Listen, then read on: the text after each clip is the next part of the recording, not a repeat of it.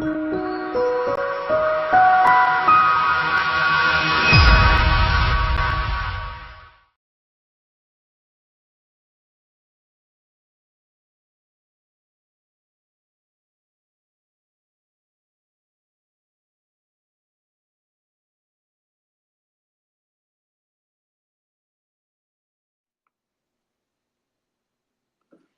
evening and welcome to our show. I'm your host, Gulmaki Saleh, the author of Princess Diversity and the Golden Rule. Speak Up with Gulmaki is a talk show that focuses on a holistic approach to tackle hate by promoting understanding and goodness. We want to empower our audience by breaking the cycle of hate by creating an environment where there is understanding and empathy amongst all people.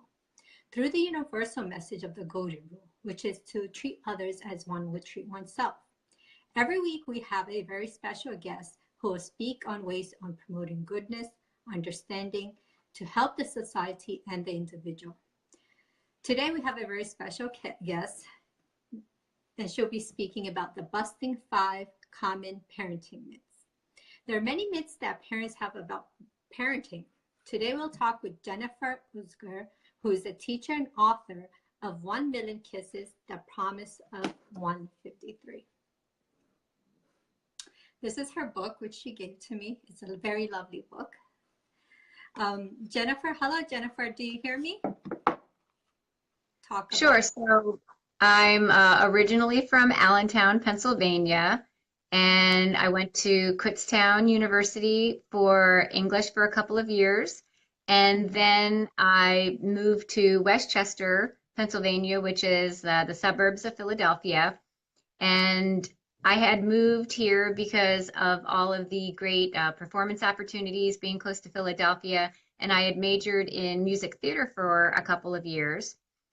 And then once I realized I was 2 years as an English major at Kutztown and then 2 years as a music theater major in Westchester, I was halfway into both degrees and I realized you don't really need a degree to audition. You have talent, they don't care what degree you have. And knowing that I really wanted a lifestyle that I would have like a dependent, I was wanted a lifestyle where I could depend upon a paycheck and not worry about performance to performance. I decided to go back to English and put my energy of the performance aspect into the writing. And I wound up with a teaching degree, and I got hired right away as soon as I graduated. And I stayed in Westchester, and I was teaching for 10 years. And I realized that after teaching children how to write for 10 years without having actually been published, I started to have a problem with that, where I'm telling students, this is what you should do when you write, and I was not yet a published author. So I started writing newspaper columns, writing for local magazines, and then I wound up publishing the children's book, 1 Million Kisses, and took a year-long sabbatical. At that point, my journey of writing had been taking 5 years for being published in all these different magazines, newspapers, and the children's book that I did. So I took a year off, got involved in a whole lot of great, exciting projects, and now I'm continuing that work, being back in the classroom. Wow, very exciting. So, there's a lot of parents who wants to know the common myths that parents have. So you said you've been working how many years? 10 years with children, or was it? I had been working, I'd been teaching English for 10 years. Okay. And then I decided to start my writing career as a way to have more of an authority over writing. And, in the classroom, when I tell students this is how to write, it was after 10 years that I decided to become an author. Mm-hmm. But right now, this is my 18th year teaching.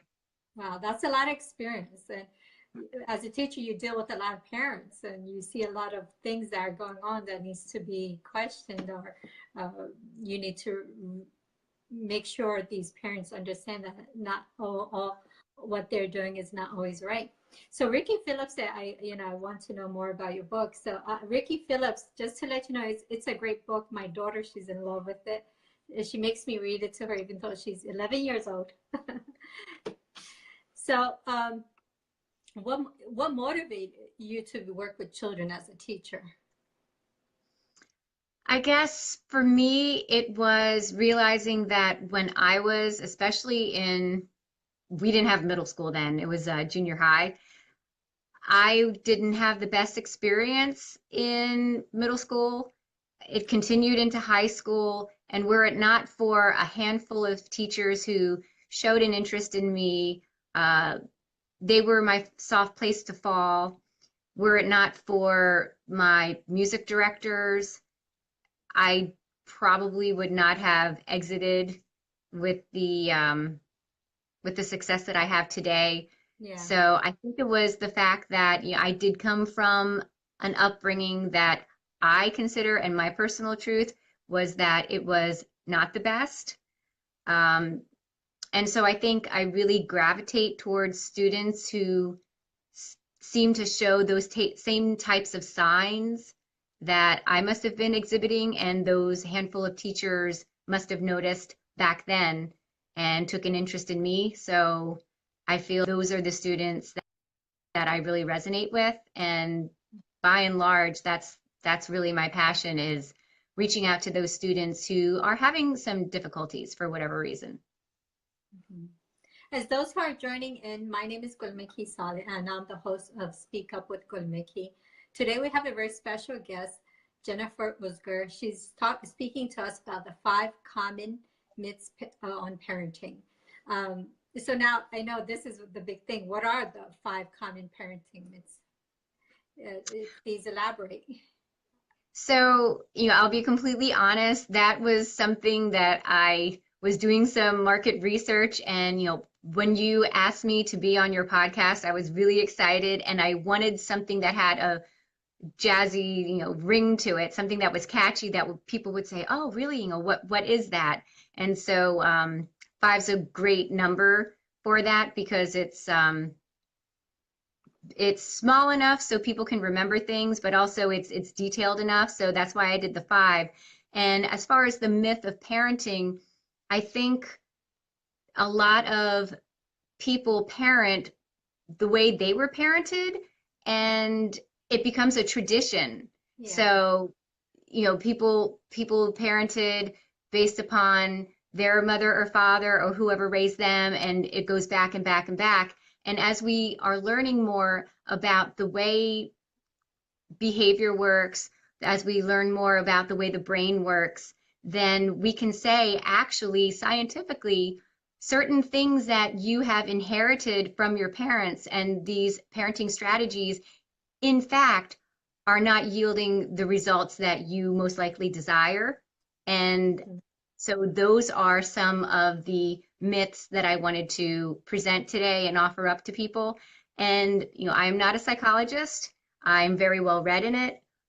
However, after almost 20 years, I've been making an unofficial study, a very longitudinal study, working with thousands of students, working with them way longer than a therapist might be able to, where I'm seeing them every single day for 9 months. And sometimes it's 4 years if we continue a relationship in that building as a student and teacher.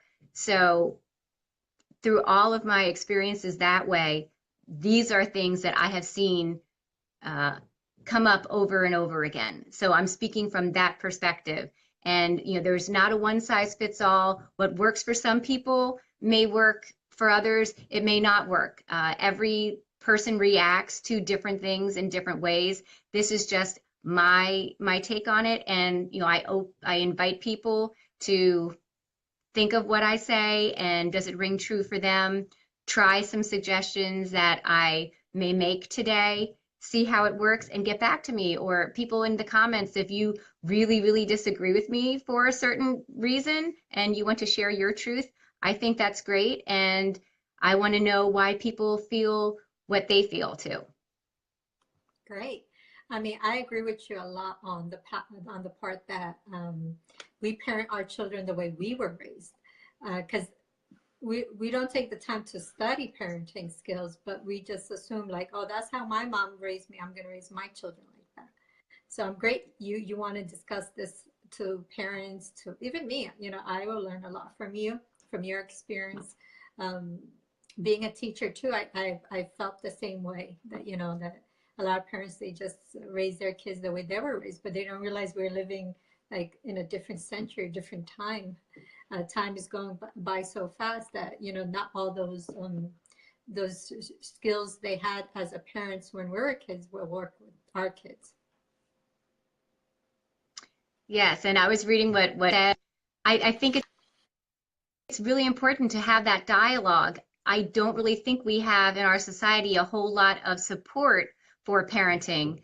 And my big thing too is proactive strategies, where I think a lot of times we just do what we know, and only is it when we're in a time of crisis do we start reading up on different strategies, because we got to the point where we don't know what to do anymore, and we're hoping that there'll be this magic formula that's in a book somewhere, and it gets very overwhelming because we're already our emotions are already heightened. So what I really want to do is to create a mindfulness and an awareness as early as possible about how are you parented to parent, and moving forward, what strategies can you do from the very beginning to ease this journey that we're having with our children. I'm a student of psychology, and what I learned is that the first 9 years is where you create the habits of a child, an individual. And in my culture, a lot of our people say that, you know, once they understand between right and good, then I'm going to explain things to them. And I always tell them that's, you know, not right. You know, the habits, you know, creating those healthy habits starts early in child, when they're babies, even infants, you know, that's when you start. Do you want to elaborate on that? Sure. It's interesting that you say about culture too, because I think that is such a huge part of it too, because if you parent from a certain cultural standpoint, it's really hard to let go of some of those beliefs. But you can still have your culture and use different strategies that might work better with the parenting. So it's not mutually exclusive. And the other thing too is whenever I speak about what I feel to be a truism, I never do it from the position of shaming or anything like that, where to belittle people. It's to keep an open mind. This is my perspective.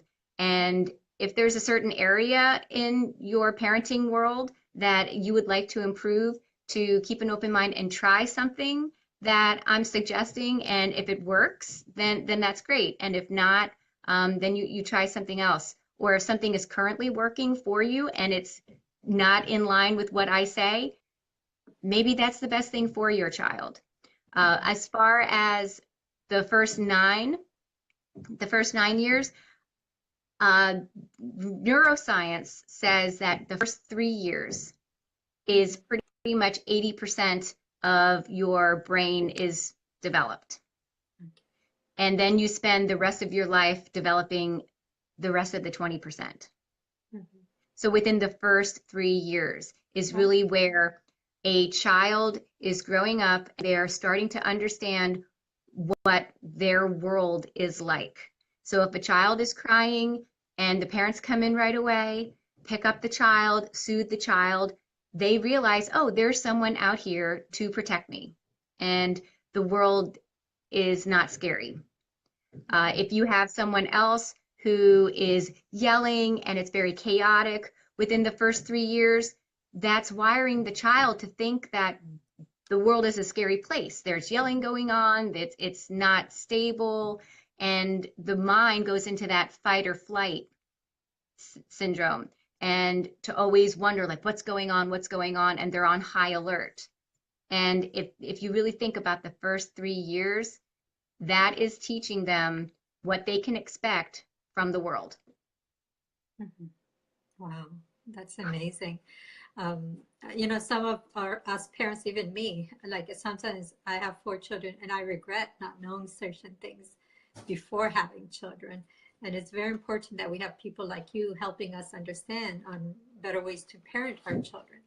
So those who are joining in, please share this talk show with your friends and like it if you are enjoying it. Today we have a special guest, Jennifer Ozgur. She is an author, she's a teacher, and she's here to talk to us about she's here to talk to, it's a tongue twister for me, busting 5 common parenting myths. So if, like I said, please share with your friends and other pages. If you have any group pages, please do share. So what is the first myth? All right, so the first one that I came up with, because this is not, written in stone, but at least the first myth that I did want to touch upon is spare the rod, spoil the child. And that goes deep because especially like my father, both of his parents, my paternal grandparents came from Austria, and it's a very strict culture. And the whole aspect that if you don't teach your child discipline, and a lot of times it's done physically, that you're going to wind up with an entitled child. They're going to be spoiled. They're going to think that they can get whatever they want. And it's really that phrase, spare the rod, spoil the child, is pro corporal punishment, saying that you need to hit your children in order for them to respect you and get them to listen. Mm-hmm. And my personal view on that is we teach our children, don't hit people. It's wrong. Don't do that. You can get in trouble at school. Don't hit. So why you would want the nurturer, the caregiver, to tell children you shouldn't hit one another, yet I'm the person who is supposed to be your world, be the one that actually violates that own principle by doling out physical punishment, to me is sending a confusing message. I think children should be going to their parents knowing that they love them and support them and will protect them. And if you are physically hitting your child, I think that goes against that relationship you're trying to develop with your child. Wow, that is amazing. I know there's laws here in the United States that it's illegal to hit, but in other parts of the world, you know, it's normal to hit. But still, people do break the law here, and you know, they don't know the other end of the law, that you know their children will be taken away from them. It's illegal to hit your children. And the sad part is that, you know, some parents, even though they love their kids, they don't know about this law and their children are taken away from them. So we really need to be careful. And instead of hitting, there's a lot of other ways to discipline and train your child to become a better person and respect you, right? Yes. Yes. So those who are joining in, please do share this talk show with your family and friends. We have Jennifer Ozgur, who is our guest today. She's speaking about the 5 common parenting myths that people have. And she has already answered the first one, spare the rod, spoil the child. So what is your next one? So the next one is another old school rule that I think a lot of people still think that this is a good way to think of children and their role in the family, is that children should be seen and not heard. Mm-hmm. Meaning that children should be quiet. They shouldn't really interrupt when parents or other adults are doing things.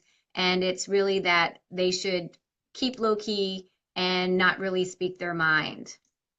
Mm-hmm. And for me, I think this is actually changing a lot when you have activism where there are children now who are given a voice, but you'll still see a lot of comments on social media where there are children who have a voice and are saying something, and a lot of adults really have a problem with that because they say, well, who are you? You know, you've only been on the earth for, you know, 10, 12 years, or, I have shoes that are older than you. And they're really demeaning and belittling these young people's points of view.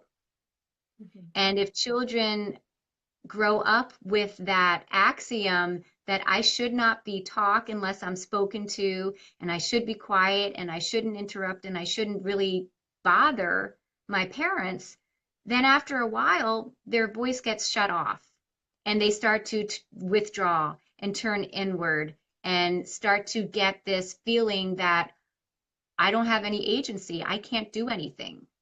I'm just going to become a victim. I'm going to let the rest of the world just insert their will upon me. And so that's something that I think if if you can tell that your child needs you for a certain reason, then you stop what you're doing and take a moment and say, I hear you. I'm ready to listen to you. What is it that you want to say to me? And listen with open ears, open eyes, and an open heart. And I think a lot of times the child that is rambunctious and making noise just so they are being honored probably won't be acting out so much anyway, because they know that when they're ready to speak, their parents are going to be listening. I started laughing in my head because I remember my childhood when I used to do something childish. Uh, I remember those around me would tell me, "You're a grown lady. Why are you acting like that?" And then when I would act mature, they would shun me. You're a kid. Be quiet. Calm down. This is not your place. And I'm like, I'm confused. Should I act mature? Should I act like a kid? It's getting confusing for me. And what you say is great. Child should be seen, not heard. That's the second myth. Those who are joining, I see a lot of comments. I do see them, but we're not going to answer them until the end of the discussion. This time, we're just talking with Jennifer on the 5 common parenting myths. So we got 2 already. The first one, I hope you're taking notes. I got my pen and I'm taking my notes. Spare the rod, spoil the child. Second one was child should be seen, not heard. And what's the third one? Do as I say, not as I do. All right, so that to me is basically setting up that I, as an adult, have certain standards for myself, but I have different standards for you as a child, and I'm going to hold you to standards that I myself am not going to be able to live up to. And that's sending a very confusing message to a child because they don't understand the world. They're trying to navigate it. They're looking for their parents to guidance. And when you have 2 different sets of rules, that's very difficult for a child to remember that they have 2 different sets of rules. And it's also saying, well, why should I do it if you yourself aren't even doing it? So, for example, I've seen sometimes on posts on Facebook, social media, talking about a child and they caught them maybe smoking, for example, but the parent themselves smoke. And so I would say, well, how can your child make that commitment to not smoke when they know that their role model is smoking? True. So that's a good example. Well, that doesn't matter. I'm 18, I'm an adult, I can do that. The child doesn't see that as it's not logical. Yeah. So that's like one example. Or eating. A lot of it is more habits. Well, when you get older and you buy your own food, then you can eat whatever you want, but I'm not going to allow you to have that. So I think a lot of it is actually ties in very nicely with the golden rule, right? So if I'm going to treat you the way I want to treat myself or vice versa, then whatever the rules are for me, then those rules should be for you. Yes. Yes. So, and like one example, as I'm thinking about it now too, some of it has to be a dialogue that you might have with the children to bridge a gap. So the rule might be you need to have enough sleep in order to function. So if the child says, well, wait a minute, why do I have to go to bed at 7 o'clock? Then do as I say, not as I do type thing, that's not fair. You get to stay up until 10, 11 o'clock at night, and why do I have to be in bed by 7, 8 o'clock? Well, it's not the rule about bedtime. It's the rule that you need to get the proper amount of sleep. And you, as a 10-year-old, need so many hours of sleep, but I, as an adult, need a few hours less. You need 10 hours, I need 8 hours. That's why I get to stay up 2 hours later. And I think then they can say, okay, that makes sense. So the logic needs to be sound, but where you just get to have special privileges being an adult, I think that really puts up a wall with children, and you want to try to break down that wall, not put it up. Sure. Yes, you're right. A lot of us have that issues where we're on the phone gossiping about people. We tell our kids not to gossip, not to laugh at people, and then we see our kids putting that behavior into practice. They're laughing at other kids in school. They're bullying kids. They're hating other people. Is because sometimes it's a replica of what we did as a parent. And I might butcher the name. In psychology, it's called cognitive dissonance. Yeah. So probably that's what's going on with the child when we're telling them, do as I say, not as I do. Right. That was that. I wrote number 1 and 2. What was the third one? How did you say it was? What you just said. Do as I say, not as I do. Okay. Yeah. So these are the things that you trying to bust, that you should, from my perspective, not be doing. Is saying, do as I say, not as I do. Great. So those who are watching, we have Jennifer. She's the author of 1 Million Kisses, The Promise of 153. Here's her book. My daughter loves it.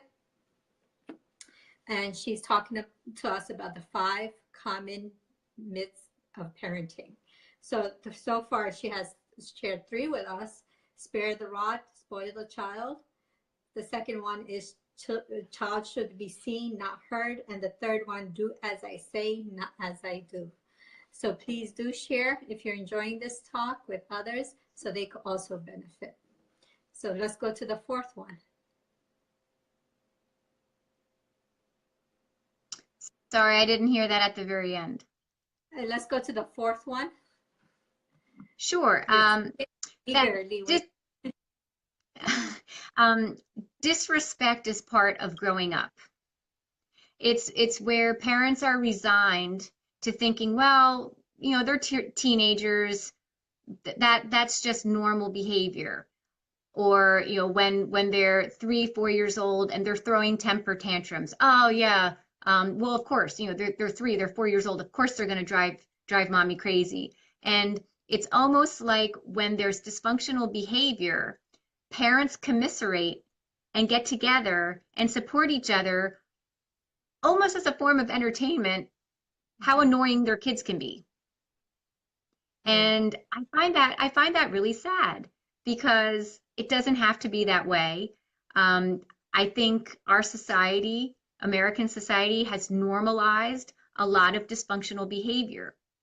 And people think it's funny when the kids are disrespectful and rude and they're pitching a fit and they're not emotionally regulated. And then mommy can have her giant glass of wine at the end of the night and it's all funny.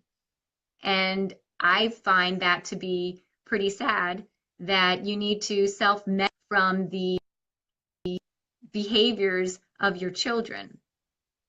Mm-hmm. Yeah, it is sad. I totally agree with that. Children are being very disrespectful to parents, to adults, to kids their age. Even to children, their siblings.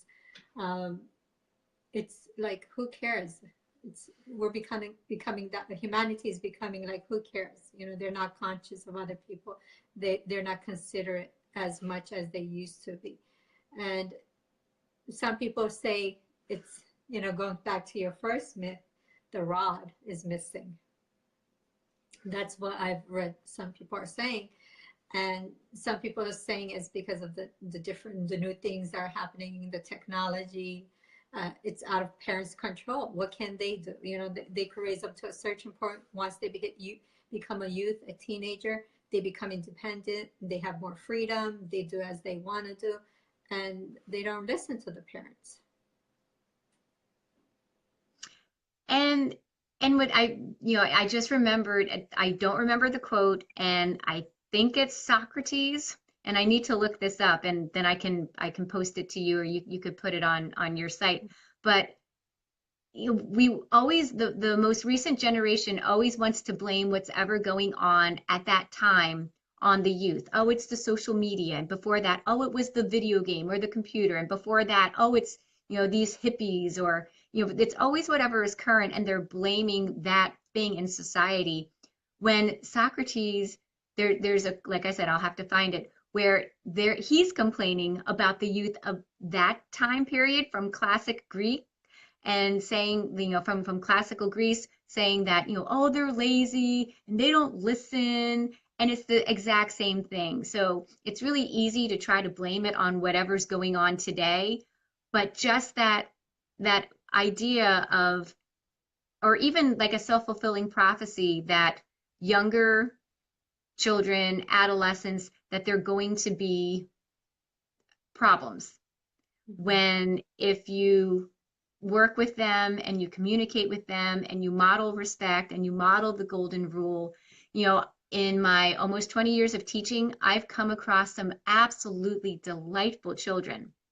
And it's really easy to focus on some challenges in the classroom, but when you see these polite, engaged, wonderful children, and then you have the good fortune of meeting their parents at parents' night or conferences, and you say, now I know why they're so great, because the parents are respectful and they're grateful and they're open and are working together, and we're not adversarial, home against the school, where they really appreciate every aspect of life and every aspect of people that are entering into the children's world, and they teach them responsibility and respect and gratefulness.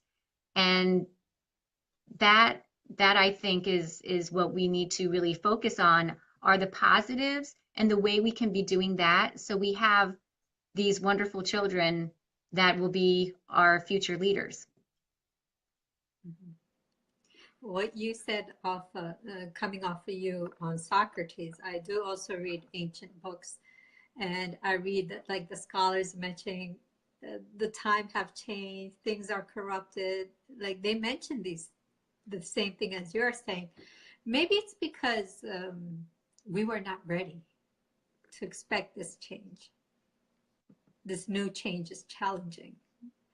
A lot of people are saying in the last 10, 15 years with the new technologies, things have changed dramatically. And the challenge that came with it, parents, they're lost. They don't know what to do. They were, they're raised one way, but all of a sudden this huge change came. Well, and I think it's the lens out of which you view the world. So if you are very prideful in your position as an adult, and you're very authoritarian, and it's my way or the highway, and this is how you need to be, and oh, look at them, they're just not listening to me.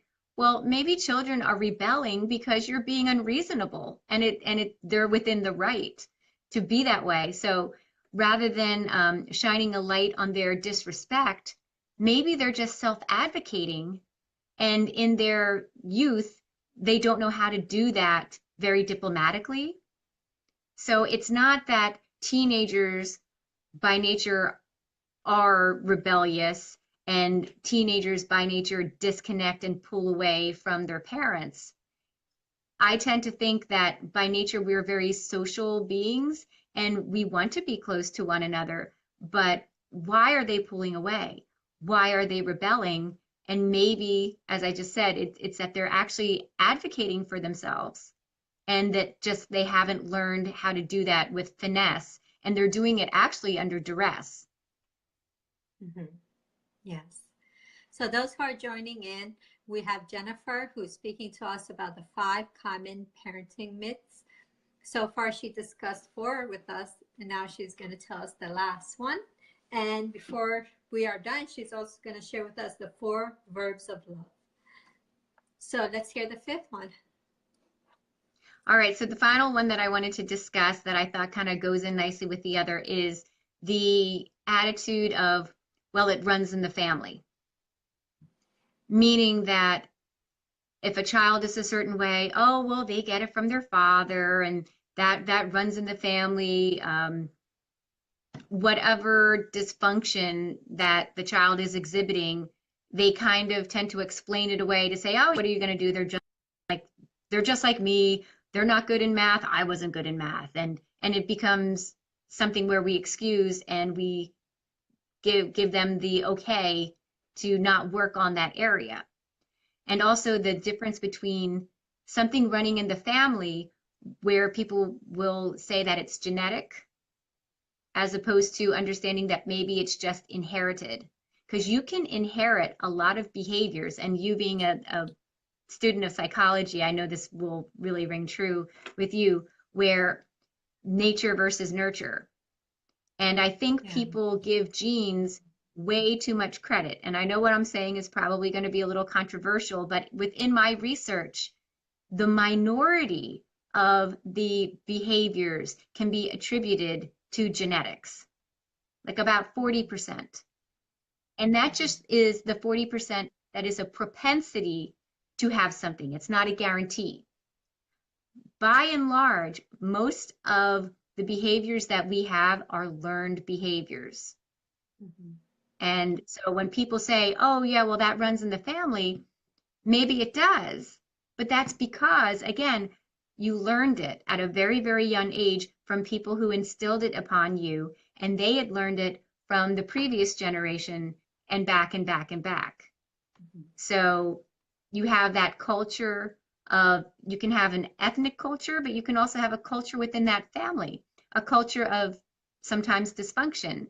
And to say, oh, well, you know, my child is anxious, they suffer from anxiety, it runs in the family. Well, why don't we take a look at that? And why is that? And why has that become a legacy for your children? And would you like to change that? Would you like to do something about that? And let's look at why that's become so, as opposed to just, well, what are you going to do? It runs in the family. Wow, that was intense. I also, you know, I'm learning about personality. I'm taking that class, and the gene part what you said was surprising to me when I was learning it. And actually, genes, what I learned that genes could change depending if we give the right support. Yes, like you mentioned, like a parent might say, I wasn't good in math. Maybe they didn't have the proper tools to educate themselves or improve their math skills. Maybe they didn't have a tutor, they didn't have time, or whatever it may be. But maybe now we have those tools to help our child, so we could change it. And we won't be saying it runs in the family.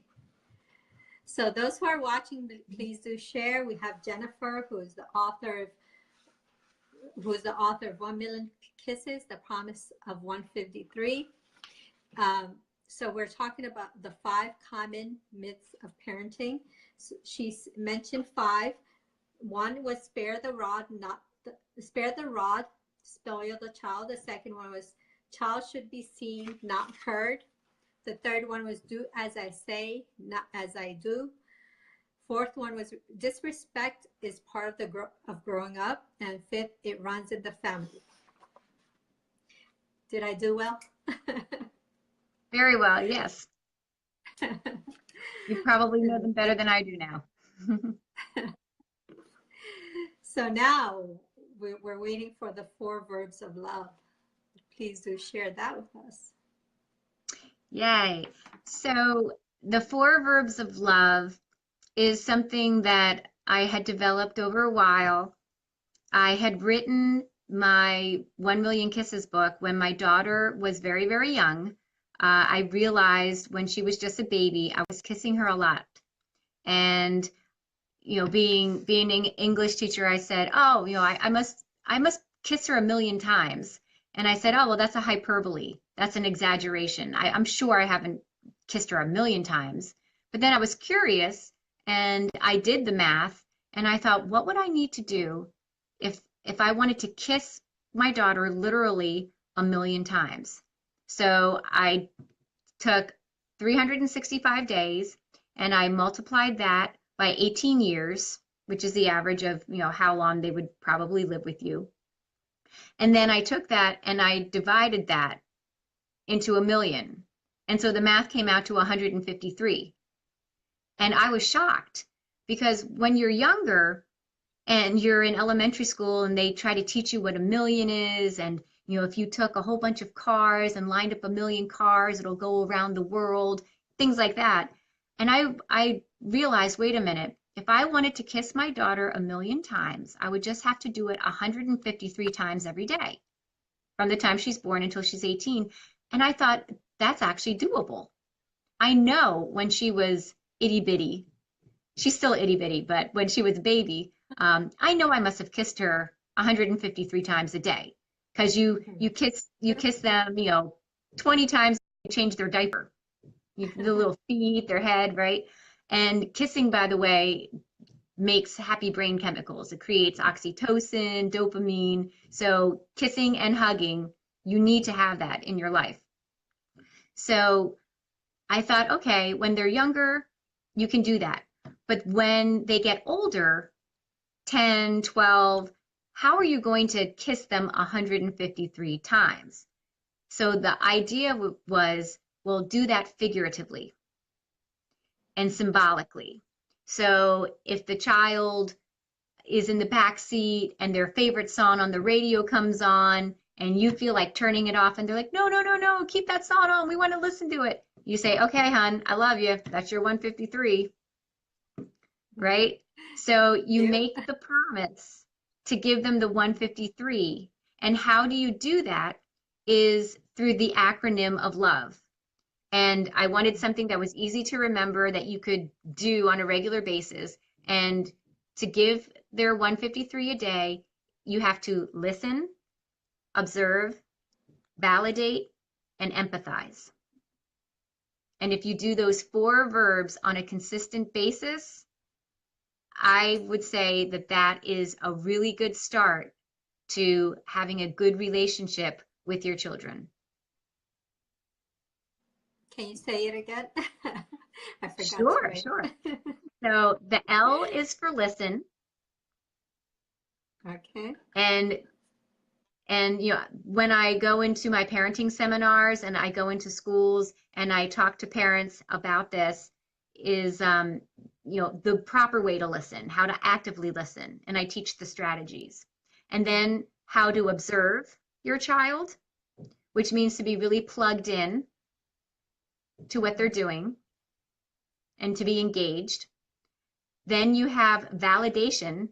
You should validate them, which goes hand in hand with the listening because they all tend to bleed together. And then the final one is empathize.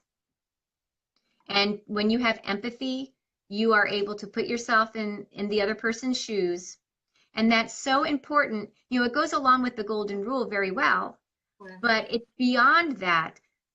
For me, the golden rule is, the way I am, I'm going to project that onto you, and I'm going to treat you the way I would want to be treated. When you empathize, you have to go into the space that that person is in and walk around in their skin for a while. So what is it like to be 3, to have a 3-year-old brain?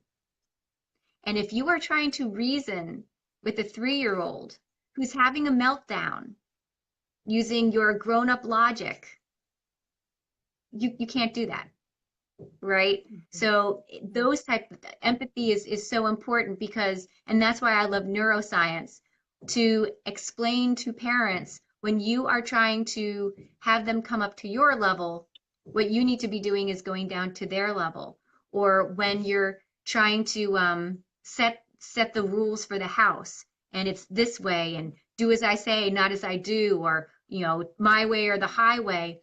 When they're 8 years old and they're getting at that point where their mind is really starting to wake up and they understand now logic and they understand that there's the world and they have their place in the world and I have my values and this person may have their different values or opinions and they're starting to assert their independence a little bit. And here you are, master of their domain. You choose the clothes that they put in their drawer. You choose the food that goes in the refrigerator. You choose the color of their walls. You choose where you go on vacation. I mean, you can go on and on. You choose the toilet paper that they have, right? So to understand what it's like for this 8-year-old who's trying to get their sense of identity and ego, and they just want one little thing, and you say no to them, or they're never giving any choices. Hey, we're going to go shopping. What do you want? Do you want chicken or do you want beef? What are we, I'm going to let you have like 5 different things. Like, what cereals do you want? And you give them choices. So that's like another example of remembering what it's like to be that age, or the first time you had a girlfriend or a boyfriend, dating, that type of thing. And different cultures have different, expectations of what's appropriate for that. But even if a child, has a special friend and they really want to get together with them and you say no, and that's their world because they spend all their time at school and they really want to hang out with their special friend and you say no, and they crumble. They're not being dramatic. It's really, really important to them. And you're not validating them by saying, I understand that. I can see why that's really important to you. So I could go on and on about all the different ways to interpret these and put those different verbs into practice. But that's Nada, yes, thank you for putting that out there so people can see the visual. Nada Ryman wrote that. But Yeah. yes, those are my 4 verbs. Yeah. I had a question about giving them a choice. Being very young, they don't understand the difference between good, what is healthy for them. For example, choosing the right food. If they want the choice of drinking soda all the time, when do you think how should we start? Should we go gradually in giving them the choices? Should we teach them? How should we begin this process and helping them making wise choices? At what age and how it should be introduced? Well, I think as early as possible. Mm-hmm. I think teaching them about making wise choices as early as possible and praising them for making the right choice will empower them to do so more in the future. Mm-hmm. So if you make a choice and you set it up, it's not manipulative. But if you already have 2 positive choices, or where their decision making doesn't really matter a whole lot, but you want to praise them for making a decision. So you ask them, do you want to wear your red shirt today or do you want to wear your blue shirt today? A 2-year-old, a 3-year-old, they can make that choice. Yeah. Do you want to, it's cold outside. So you say to them, do you want the blue sweater or do you want the red sweater? But either way, it's going to be a sweater because it's cold outside. Yeah. Now, as far as other choices, you bring up those choices and you bring up that level of concern as they get older. So I don't know if that answers your question. No, it did. It did. Being an English teacher, I just have like 3 more questions, then we're going to take the questions from the audience. They could ask any questions they have. We could go up to 1 hour. So one of the questions I did have that I had sent you was, you're a writer. So do you believe writing and telling stories can be a way of therapy for children, especially if they have been a victim of hate, bullying, or if they had if they come from a non-traditional family structure and face trauma in their life? 100%. That's what therapy is based upon, right? Is talk therapy to give voice to your problems. So absolutely to talk. And it's really important that then they get validated. Because that's the worst thing we can do as parents is if they come to us with a problem and we try to minimize it. So the number one thing is to listen to them and to validate them and say, wow, like that sounds like that was really hard. How did you feel about that? Well, what did you do about that? How can I help you with that? So I think that when children know that they come to us and they're going to wind up feeling validated as opposed to being minimized, oh, it's not so bad, because we want to downplay problems because we are anxious and we don't want to admit that our children are in pain. So we say to them, oh, it's not so bad. I'm sure he didn't really mean that. I'm sure he was just doing this. And anytime you use the word just, you're minimizing it, right? Oh, it was just this. So for them to be able to talk about it and to know that they have a voice and their voice is valid, I think that's huge. Yeah. So we're almost near our end of the talk show. Before we leave, Jennifer, do you mind sharing what other plans you have for yourself and where the audience could find you? Sure. So one of my passions, and I saw someone say, oh, you can tell that I'm really passionate about it, and I am. The one thing that I would really like is to be able to go into what is it, like, I'm trying to think the name, OBGYNs. So when women are realizing that they are going to have a child and they have 9 months to prepare, in addition to learning about how to care for an infant and learning about their birth plan and what's happening to their bodies as they're growing their child, I would also like for them to do some family of origin work. I would like for them to go through and recall how they were parented, what issues that they had, and to work through a lot of these issues and baggage before they have their child, and then to set up a vision that they have on the type of parenting that they want to give their own child, and to do all of that work before the child comes, and to also teach them about brain development of especially those first 3 years. As it stands right now, when women leave the hospital with their baby, they just need to click a little button, the call button, saying, yes, I saw that video on shaken baby syndrome and sudden infant death syndrome, and I'll make sure not to shake my baby. And I think we need to do a lot better than that. I think we need to explain to them how important those first 3 years are and what steps to take from a proactive standpoint. And I think that's just extremely important that there are resources available for parents as they are learning how to prepare for one of the most important jobs that they're ever going to have. Mm-hmm. True. Very good.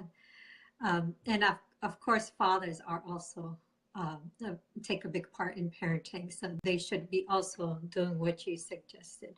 I 100%. as a teacher, you and both us, we work with children, and we see a lot of mothers involved, and sometimes fathers are busy bringing the bread home, and we really it takes two to raise a child. So I think both the parents' involvement makes a huge impact on the child. Any last points you want to share before we go to the audience and ask their questions? Yes, Martin, father.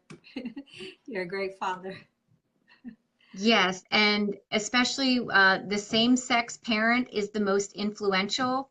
And I see many male students who have struggles because they don't have that positive male role model. And that is extremely important. And biological fathers, of course. But when that's not possible for whatever reason, any male figure for a male student, any female figure for a female student. But that baggage too, when families are not intact, to realize that the child, that will be a struggle for them that they need to work through. But my other plans, I want to continue to write. I have a whole lot of manuscripts out there that I want to be turning into children's books. How I got mine published the first time is a whole nother story, and the journey that I want to have with my new books that I hope to publish one day. And then I have a lot of work that I'm doing in Sacramento, and there's a group, One Life Fully Lived, that I turned you on to, I believe, right? You're familiar with that. And just my goal is to surround myself with people like you who have that shared vision for children, who are doing that work, who, I tend to get very passionate about things and worked up, but in general, I try to stay very positive and surround myself with other people who feel passionate about the same things I do. And I think together we can approach a lot of issues from the mindset of abundance and growth, and that we're all working together, and your success is my success, and we can benefit from each other's success, and in a non-competitive way. And I think that's the way that we're going to have a lot of strides, is to put our own egos aside and know that we can learn from each other. Sometimes we'll agree with things, sometimes we may disagree. I think that's human nature, but to learn why. Why do you feel that way versus why I feel this way? What's your truth? And I want to learn from you. That's great. I love having you on this talk show. I really appreciate you taking the time to be with us and share the common myths of parenting and your 4 verbs of love. It was very interesting. Even I, took some notes down, and I'm going to sorry, tongue twisted. I'm going to reflect over it and think over it at night, what you said. So now we're going to go to the audience and see if they have any questions. I saw a lot of people enjoying your talk. So hello, Martin.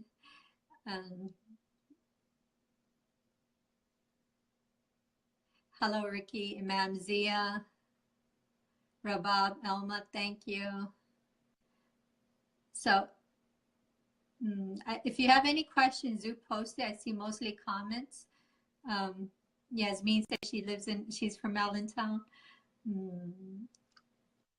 Okay. And it can also be too, if you have, I don't know if anybody at least introduce, do they have any children, what their ages are? Sometimes people don't even know the question to ask. So yeah. Me being a teacher, and I'm very open and honest, maybe you have some struggles with your child at school, and from my perspective, how you can have a better relationship with the teacher, because it really is about working together, and that's another area that I can speak to as well. Nada, she's been really enjoying the show. I see her posting a lot of comments.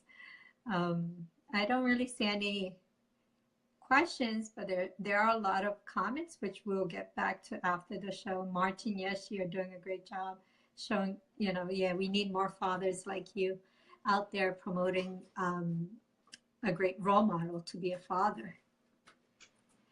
So and Martin was asking about me doing the he's working on doing a video series, and I did put together a little demo. My idea was to do 153 seconds of help for students.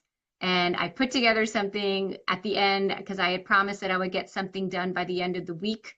Last week, we had a snow day. We got out early. I do have it recorded, and Martin, I can send it to you. Now you can see what I look like, how I speak, but I can send that to you, or we can do something like this in the future too. So I have every intention, and I can send you the thing that I had. I just tend to be a perfectionist, and if I don't really like something, I don't send it right away until I'm kind of proud of it. But I can send it to you just so you have some idea. Yeah, he's asking that question. I guess that's what you saw and you answered about childrenpreneurs with the baby mother program. It sounds interesting. Do please share with us, and I'll gladly share on my pages. So everyone, thank you for watching. Please do share. This video will be recorded. This live is recording at the moment, and I will post it on all my pages and my YouTube channel. Next week, we have another special guest. Her name is Gloria Ali. And let me just go to my page. I have her on.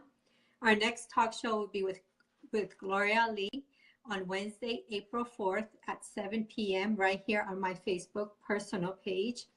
Gloria Ali is a travel blogger and founder of Muslim Travel Rock. She will be discussing how traveling the world can break the cycle of hate. So please join us and share with your family and friends. Once again, thank you, Jennifer. Do you mind sharing where they could get your book? It's on Amazon. Okay. And Nada, she was asking some questions, and I want to say to people that you can email me, and I have 2 emails, and I keep on bouncing back and forth which one I should be using more. But if you want to email me at jenniferozgurauthor, and people know how to spell my name by checking it out on your site, but jenniferozgurauthor@gmail.com. And I'm also, outside of Philadelphia, and I would love to come into anyone's school or organization and speak more on what we were talking about today. Nada, that's, I think, amazing. The questions you have that you want to learn before you become a parent. That's one of the greatest mistakes we make as parents. We think raising a child is, is like just planting a seed and the flower grow. No, it's not that easy.